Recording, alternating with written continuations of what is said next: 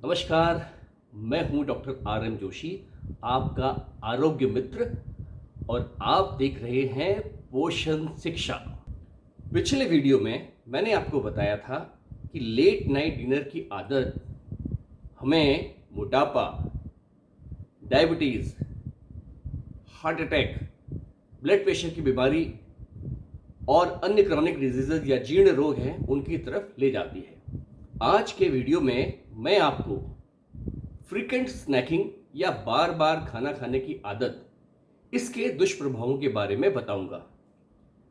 मैं आपको बताऊंगा फ्रीक्वेंट स्नैकिंग की या बार बार खाना खाने की जो आदत है वह भी हमें मोटापा, diabetes, heart attack, blood pressure की बीमारी जैसे रोगों के करीब लेके जाती है।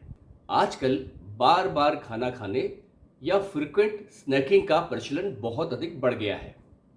वैसे भी हम भारतीय कम से कम दिन में 5 से 6 बार तो खाना खाते ही हैं। जैसे सुबह की चाय बिस्किट, उसके बाद ब्रेकफास्ट, फिर 10 से 11 बजे के बीच में चाय नाश्ता, फिर दोपहर का भोजन, फिर शाम की चाय बिस्किट या नाश्ता, और फिर रात का खाना।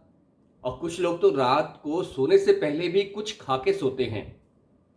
और अगर बीच में कोई दोस्त मित्र मिल जाए तो फिर खाना, फिर चाय नाश्ता या कुछ और खाने की चीज़ें। तो इस तरह से दिन में हम कम से कम 8 से 10 बार तो खाना खा ही लेते हैं। बहुत से लोग ये समझते हैं कि जो बार बार खाना की आदत या फ्रीक्वेंट स्नैकिंग जो है वो बहुत ज़रूरी है, क्योंकि इससे उनके शरीर में या उनके खून में ग्लूकोज या शुगर की जो मात्रा है वो बनी रहती है और उन्हें ग्लूकोज या शुगर की कमी, जिसे हम हाइपोग्लाइसीमिया भी कहते हैं, हाइपोग्लाइसीमिया नहीं होती है। अब जो हमारा स्नैकिंग टाइम है, जैसे ब्रेकफास्ट और लंच के बीच के दौरान खाना पीना, फिर लंच और रात के भोजन के बीच में खाना पीना, और रात के भोजन और अगले दिन के भोजन या अगले दिन का ब्रेकफास्ट, उसके बीच में जो हम खाते हैं, इसे हम कह सकते हैं कि हमारा स्नैक टाइम होता है। अब इस स्नैक टाइम में हम खाते क्या हैं? इस स्नैक टाइम में हम खाते हैं cake, pastry, ready to eat snacks जैसे चिप्स, कुरकुरे। और कुछ लोग जो है वो भारतीय व्यंजन पसंद करते हैं, जैसे समोसे, कचौड़ी, जलेबी, मिठाई, कोल्ड ड्रिंक्स, सॉफ्ट ड्रिंक्स। अब ये जो जितने भी चीज़ें हैं जो हम अपने स्नैक टाइम में खाते हैं, वो अल्ट्रा प्रोसेस फूड की कैटेगरी में आते हैं। इनमें बहुत अधिक मात्रा में चीनी, मैदा और रिफाइंड ऑयल होता है। और इनमें कैलोरी यानी कि ऊर्जा भी बहुत ज़्यादा होती है। हम जब भी खाना खाते हैं, हमारे रक्त में शुगर या ग्लूकोज की मात्रा बहुत ज़्यादा बढ़ जाती है।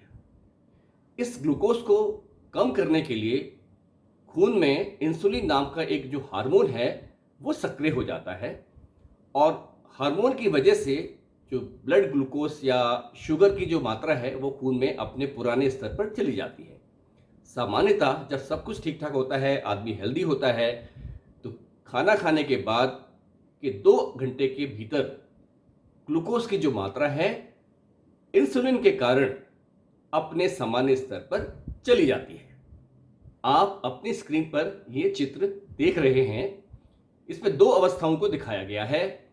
पहली अवस्था में जब केवल 3 बार ही भोजन किया गया है, बीच में कोई स्नैक नहीं खाए गए, कोई भी खाना नहीं खाया गया सिवाय पानी के, या सिर्फ पानी पिया गया।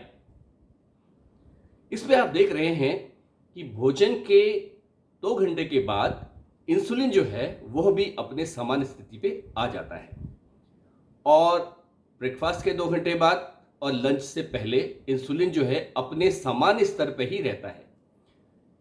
लंच के बाद फिर इंसुलिन और बढ़ता है ताकि ग्लूकोज को कम किया जा सके, और लंच के 2 घंटे के अंदर ये इंसुलिन वापस अपने स्तर पे आ जाता है। इसी तरह डिनर में भी होता है, और डिनर के बाद अगले दिन सुबह ब्रेकफास्ट तक इंसुलिन अपने न्यूनतम स्तर पर रहता है। अब जब इंसुलिन अपने न्यूनतम स्तर पर रहता है तो हमारे शरीर में कुछ परिवर्तन होते हैं, हमारे शरीर में जो है फैट बर्निंग की प्रक्रिया भी शुरू हो सकती है। अब दूसरी अवस्था में आप देख रहे हैं यहाँ पे 3 समय भोजन के अलावा भोजन के बीच के अंतरकाल में स्नैकिंग की गई या कुछ खाना खाया गया। अब आप देखते हैं कि इस अवस्था में इंसुलिन का स्तर कभी भी अपने न्यूनतम स्तर पर नहीं आता है और दिन भर इंसुलिन की जो मात्रा है वो बढ़ी हुई रहती है। इस स्थिति को कहते हैं हाइपर इंसुलिनीमिया, यानी कि खून में इंसुलिन की मात्रा का बढ़ जाना। अब हाइपर जो इंसुलिनीमिया है वो कालांतर में या बाद में इंसुलिन रेजिस्टेंस को जन्म देती है, जिसमें जो शरीर की कोशिकाएं हैं वो इंसुलिन का हुक्म मानने से इनकार कर देती हैं। अब उन कोशिकाओं पर इंसुलिन का असर नहीं होता है और इसकी वजह से इंसुलिन रेजिस्टेंस की वजह से या इंसुलिन प्रतिरोध की वजह से ग्लूकोज कंट्रोल पूरी तरह से गड़बड़ा जाता है और धीरे धीरे शरीर में रक्त में ग्लूकोज की मात्रा बढ़ने लगती है। इस स्थिति को हम कहते हैं हाइपरग्लाइसीमिया, अर्थात शरीर में ग्लूकोज की मात्रा का बहुत अधिक होना। हाइपर इंसुलिनीमिया, इंसुलिन रेजिस्टेंस और हाइपरग्लाइसीमिया, इन तीनों का जो कॉम्बिनेशन है या मिश्रण है वो भविष्य में मोटापा, डायबिटीज, हार्ट डिजीज, कैंसर इत्यादि बीमारियों को जन्म देता है। अधिक जानकारी के लिए आप इस चैनल के कुछ अन्य वीडियोस को भी देख सकते हैं, उन सभी का लिंक मैंने डिस्क्रिप्शन बॉक्स में दिया हुआ है। अतः अगर आप भविष्य में इन बीमारियों से बचना चाहते हैं तो आप मेरे इन सुझावों पर ध्यान दें। पहला, दिन में बार बार स्नैकिंग जो करने की जो आदत है उसको त्याग कर केवल 2 या 3 बार ही खाना खाएं। स्नैकिंग टाइम की जगह आप पानी का इस्तेमाल करें तो ज्यादा अच्छा होगा। दूसरा, अधिक चीनी, मैदा और रिफाइंड ऑयल से बने हुए जो पदार्थ हैं उनसे परहेज करें। अपने अच्छे स्वास्थ्य के लिए बार बार खाना खाने की आदत या स्नैकिंग की आदत को कहें bye bye. Bye bye snacking. आशा करता हूं कि इस वीडियो में दी हुई जानकारी आपके लिए बहुत उपयोगी होगी, बहुत लाभदायक होगी। भोजन द्वारा स्वास्थ्य संबंधी, आरोग्य संबंधी या हेल्थ संबंधी जानकारी के लिए देखते रहिए पोषण शिक्षा। अगली वीडियो तक इजाजत दीजिए। नमस्कार।